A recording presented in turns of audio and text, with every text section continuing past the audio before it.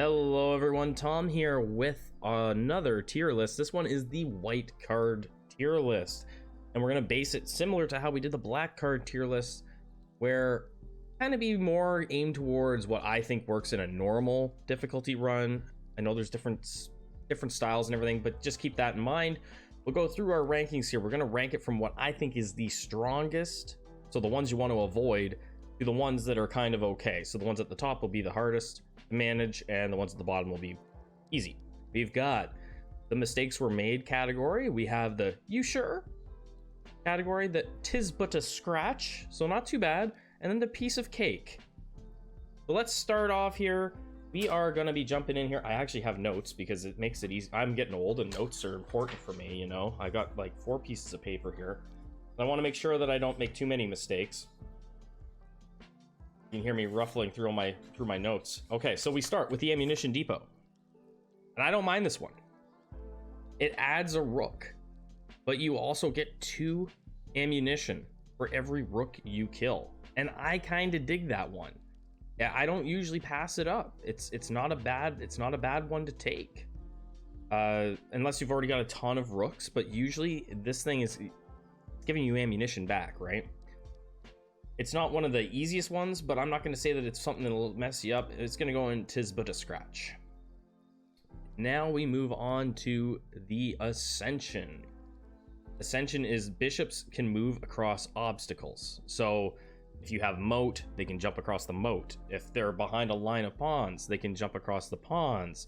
They can move any which way they want, kind of, you know, jump over or whatever. That is a problem. That makes that is a very difficult thing to deal with. It makes planning your next move difficult, and I don't like it.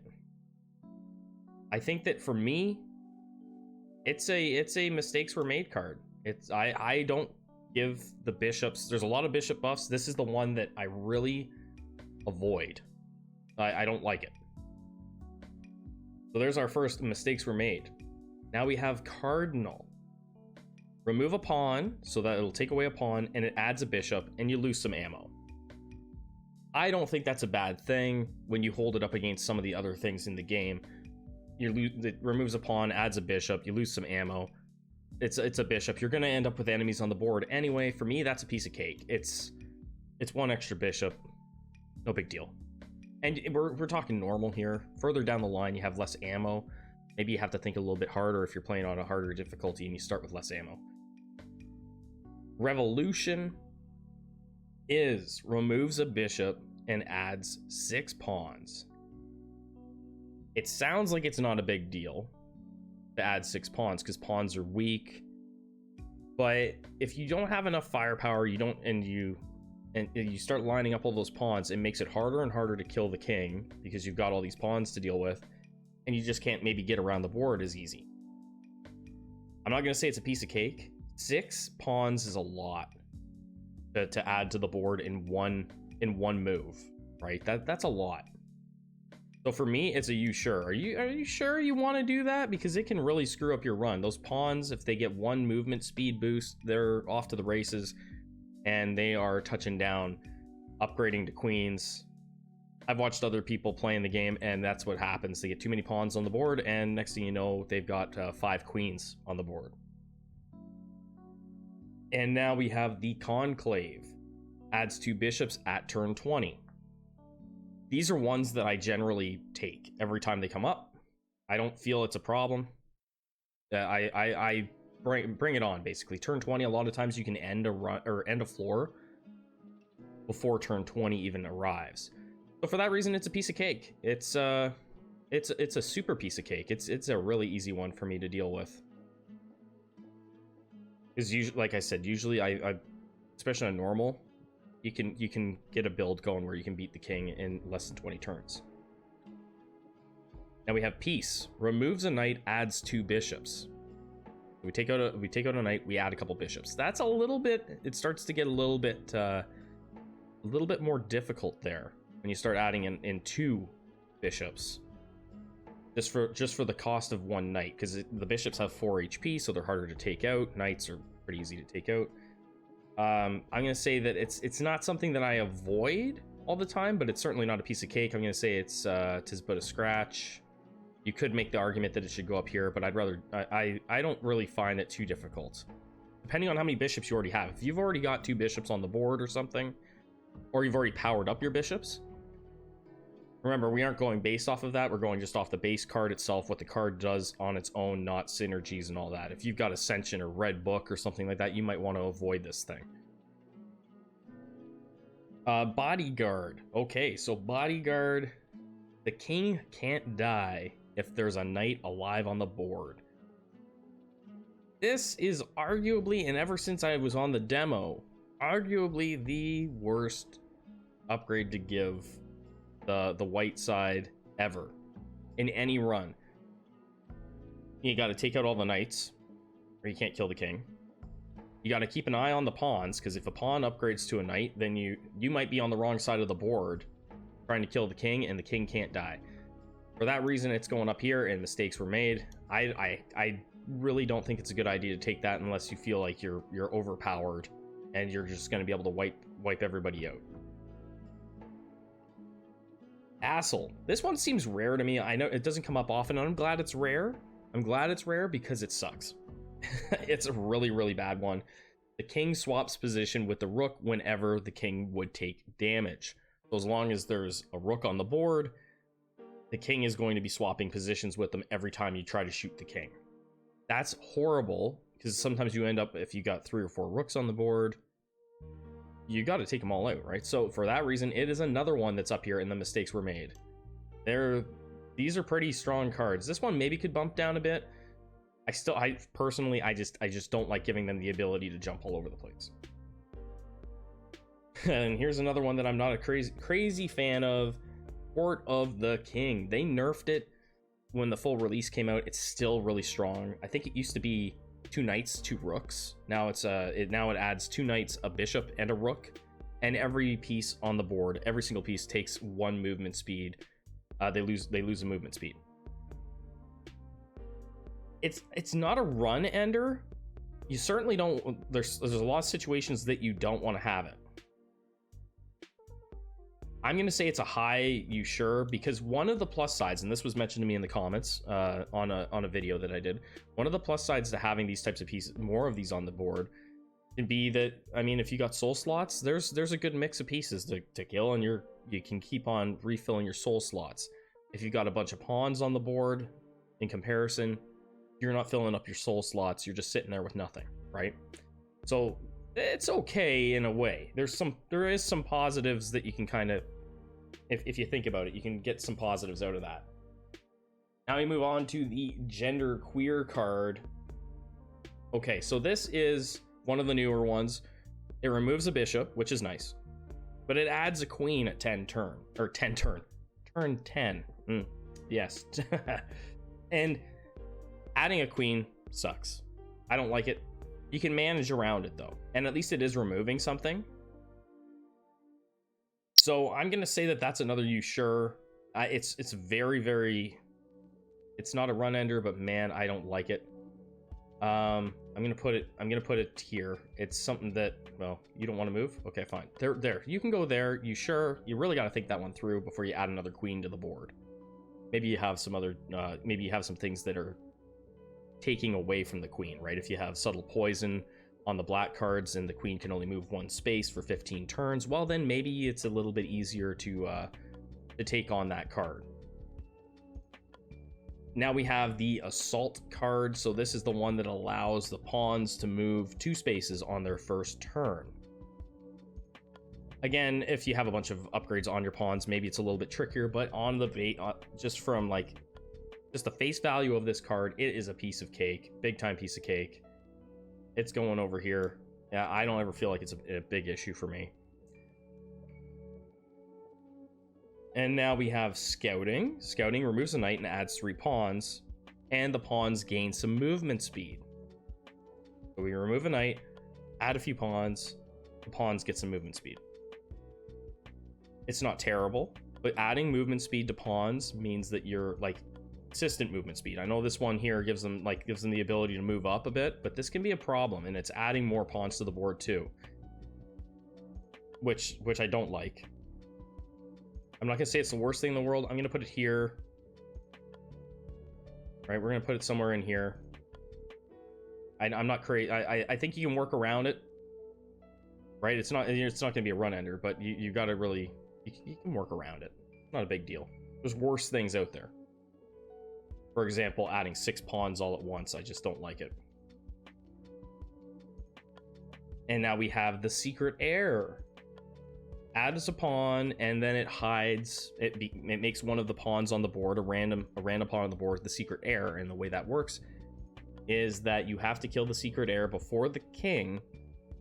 And if you don't do it in that order, and you kill the king first, the secret heir immediately upgrades into a king. And that can be a problem. That can be really tricky. I've lost runs on this card. You can work around it though, but I have lost a lot of runs, and I think this goes into the you sure category. It's a really, really big question mark, depending on, especially if you have a ton of pawns on the board. If you got a bunch of pawns, it's a mess. You'll be hunting for a specific pawn. It is nice that the game will show you if you have line of sight.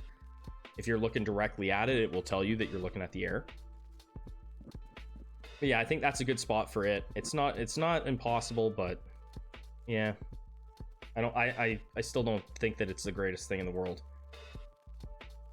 Iron Maiden.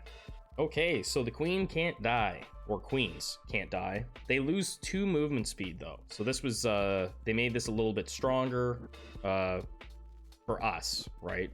It used to only be 1 movement speed. Now it's 2. It's the thing, it's kind of one of those things. It's not just bad because you can't kill the queen.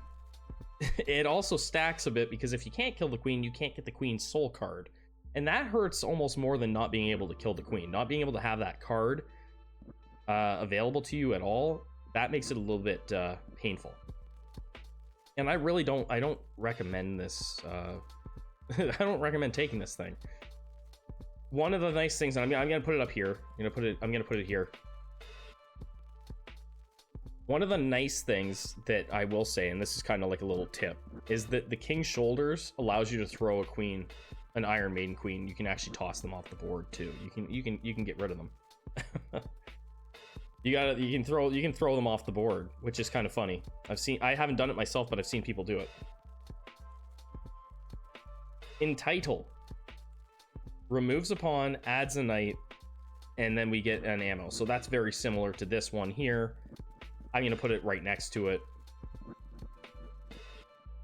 Not a big deal. You can work around that. That's one of the less difficult ones to work with. And now we have Cavalry, also something that it's similar to Conclave. We're adding 2 knights at turn 20. I'm going to put it in the same spot, right? Just slide it in here. Piece of cake. You can end a lot of floors before turn 20, and even at turn 20 in most cases, especially on normal mode, you should have most pieces wiped off the board by turn 20, so it's not a big deal. If you've got Bodyguard, this is another thing that's a problem. If you take this and then you end up with Bodyguard, these guys are coming in at turn 20, and then you have to take them out before you can kill the king. Crusades. Okay, so we remove a bishop, add 2 knights. So that's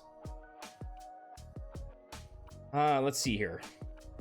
How much do I feel about that? Do I feel it's as bad? I'm gonna say that it's not as bad as peace, but I'll put it kind of the same spot again, kind of lining up. There's a lot of cards like that on the white side where it's like these are the same, but it's bishops and knights, and they kind of go hand in hand. And a lot of it will be run specific depending on what other upgrades you've taken, right? But that's where I'm going to put them on face value. They're not that hard to deal with, but they're kind of matching. Rem parts. So our Rem parts, we remove 2 pawns, add a rook. I don't think that's a big deal either. I'm going to slide it up in here. 'Tis but a scratch. You remove a couple pawns. Yeah, add a rook in there. I don't think it's that big of a deal. And now we have Militia. This one, when it first was added to the game, I really didn't like it. I thought that, and it still could be bad.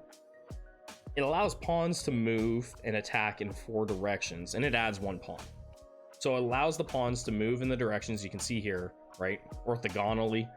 left, right, up, down, but it also allows the pawns to attack in diagonal, all 4 directions diagonally, and that makes it pretty strong, right? So you really got to think that one through before you just give your pawns that ability. That's my opinion anyway. It's not a run ender, but you really got to think about it before you give the pawns this thing, because it can really mess up your game for you. We're gonna put it right here in the you sure category. There goes another one of my notes that I made, another page down. Now we move on to the King's Mistress. We add a queen, which I hate. But anyway, it comes with a bit of a nerf to queens too. It gives queens their moves are limited to 3 squares, which is okay, right? But you're still adding in a queen. So I still feel like this is one of those you sure type things. You really got to think about it, because 3 spaces is still enough. It's not like we're talking about a football field here. We're talking about a chessboard. The queens can still move across the board quick enough, right? It goes, if you got subtle poison, again, it can work really well with that. But I'm gonna put it up here again. You gotta think about this one. You're adding a queen. You are limiting their moves, like the amount they can move across the board, but they can still get you. And it can really throw you off too, having that 3 move thing. It's a big change. Add 3 pawns. That is what backups is. It just adds 3 pawns to the board. And that one, I feel like it's more manageable. Up here, this was adding 6 pawns, which is just, for me, is a little bit overkill. You put this one with this one, and it's major overkill. But I think if you get 3 pawns, you can probably work with 3 pawns. You can probably do that, you know? It's not a big deal. We'll put it in here on piece of cake.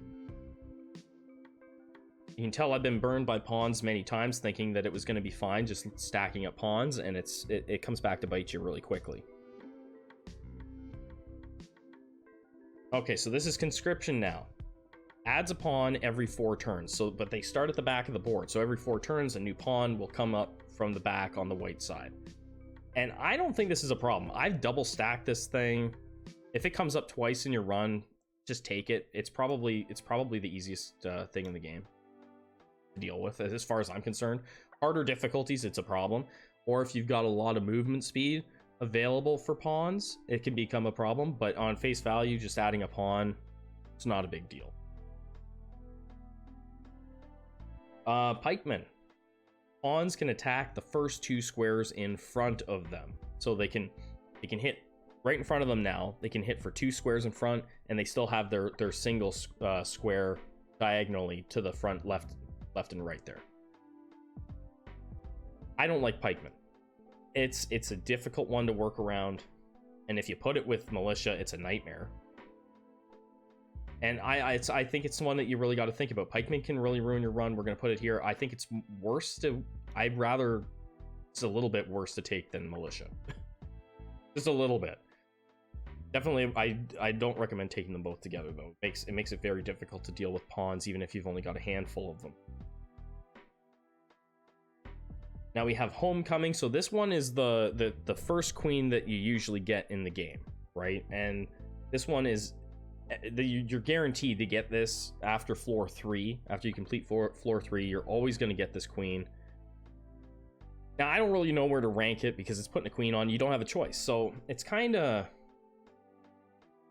because you don't have a choice, it's not really a mistake, right? I know that it's adding a queen. I'm just going to put it down here. Maybe I should have added a separate category or just leave it off the board completely. But we're going to throw it down here because it doesn't really get a place, in my opinion, because you don't have a choice, right? You don't get to pick. You're getting it no matter what.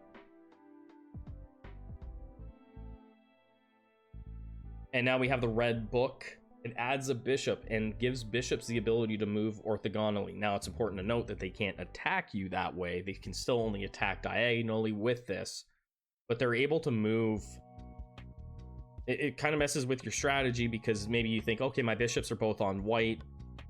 As long as I avoid that, I'm a little bit better. This makes it so they can just like hop to the left or right and change colors instantly. And that's a problem, obviously. It's another one where I think you have to really think it through before you take the red book on. You've really got to think about it. And I'm gonna put it up here. Another You Sure. It's not a run ender. Again, I think it's I hate Ascension, as you can tell. I just think that it's bad having bishops jumping wherever they want, nothing blocking their path. Let's put it up here. I'm gonna slap it in here. I mean, you can swap any of this stuff out, right? It's all my opinion, but I try to avoid it if I can. The Ruins. Okay, so this adds 2 pawns, add a rook. So you add a couple pawns, you add a rook, but the rooks take a nerf, which I think is huge, right? So the rooks take a health nerf. They lose 2 health. And that is huge. Being able to kill, that makes it so they're only 3 health, 3 HP. You start with 4 firepower. So rooks take a massive nerf. I always end up taking this thing. It doesn't make it necessarily super easy. It pairs really well with Ammunition Depot, actually. So I'm gonna put them side by side, because this one gives you ammo off of rook kills, and this one makes it rooks easier to kill. Just adds some more rooks onto the board. Okay, Saboteur removes 2 pawns, adds a bishop, and doubles the arc for 1 bullet. I don't really care about the doubles the arc for 1 bullet. Removes 2 pawns, adds a bishop. Not a big deal to me. It's something that I just take. I personally just whatever. There's way worse cards to take, giving pieces way more abilities. So I'm gonna say that it's just put it here. I think that's a fair spot for it. And now we go onto the Kite Shield. For me, this has been a really rare card. And I'm not sure if there's some kind of prerequisites that you have to have for it to come up. It's that rare for me, but when it does come up, it's usually a problem for me. And I think it's not going to be bad, but it always ends up, it can cost you a run. Because what it does is it will add a pawn, not a big deal. But it allows knights to absorb 1 instance of damage, and it doesn't matter if it's 8 damage or 1 damage, that shield will take it, and the knight just continues on, right, with their full HP. And it's the only card in the game that gives that kind of ability, as far as I know. It's the only card, other than, I mean, if you want to say Iron Maiden making a queen unkillable. It's not that strong, but it's very strong, and I think you need to think about it before you just go ahead and give the knights that ability. So we're gonna put it. Is it a You Sure card? I think it is, but it's arguable that it could be down here. I just think it's one of those things where you've really got to be careful with that, because giving the knights the ability to just move freely and take 1 free damage is really hard to work around at times. Theocracy, this is a funky one. So you remove the king from the board. It adds a bishop. It gives bishops an additional 2 HP. All bishops get 2 HP plus. And then you have to kill all the bishops on the board to win. And I don't like doing that. I don't like it. I usually I end up with 3 or 4 bishops on the board anyway in most of my runs. And I just think that it's a terrible thing to take, unless maybe you're going for like a specific type of run. I don't recommend it. I'm gonna put it up here. I think I would take it ahead of Castle. I really don't like Castle. I really don't like Castle. But Theocracy is really hard. It's a difficult one to work around, that's for sure. Throne Room. This one doesn't have a downside, really, right? At Throne Room, queens get more health, they get 1 HP, and kings get plus 2 HP. So that just overall makes the game harder. Sometimes it's not the worst thing in the world, but it's one that I don't take often. And I'm not going to say that it's something that will ruin your whole run. It means that you need more HP, or more firepower, I mean, usually. I'm going to put it here, though. I'm going to put it at the top of this, at the top of the You Sure. You really got to think it through. Anytime I'm giving the king health, I really, really question my decisions. Pillage. removes a rook, adds 5 pawns, and pawns get HP. They get +1 HP. This is terrible. Okay, you remove a rook, great, fine. But you're adding 5 pawns, and you're giving pawns more health.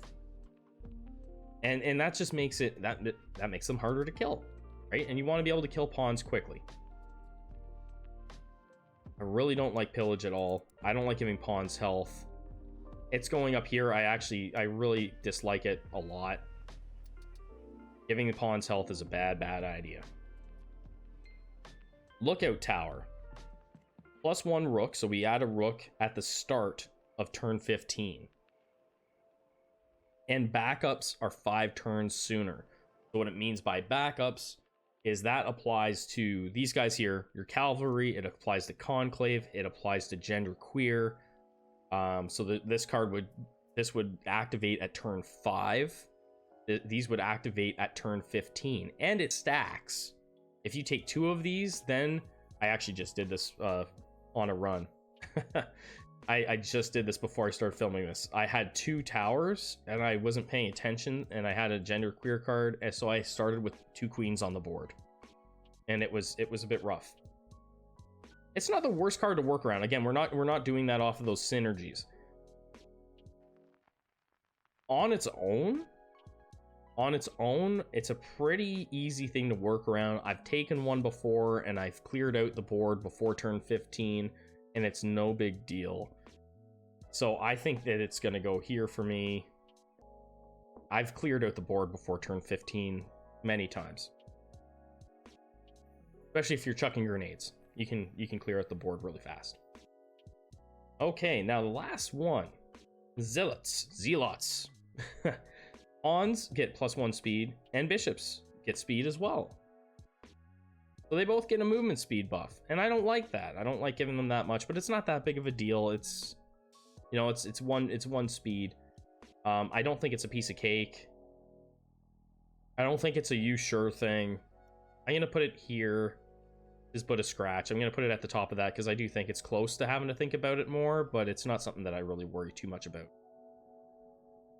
All right, that is my list from the worst white cards to take, and I'm unsure about this one. Maybe this one can move down, but I don't take it often, so that's one of the things that goes in here. It's one of the things that went into my thinking here, was which ones do I avoid. And I never take Ascension because I've been burned by it too many times. That's the only one that I'm really thinking about that I maybe could move down, but I don't know. And this could maybe move up, but it's all interchangeable. These are just my opinions. Guys, thank you so much for watching. If you want to see more Shotgun King content and indie games, make sure to subscribe to the channel, like the video so that everybody can see Shotgun King, because this game deserves to be seen and the algorithm needs to share it to everybody. Thank you again for watching. I'll catch you on the next one. Have a fantastic day.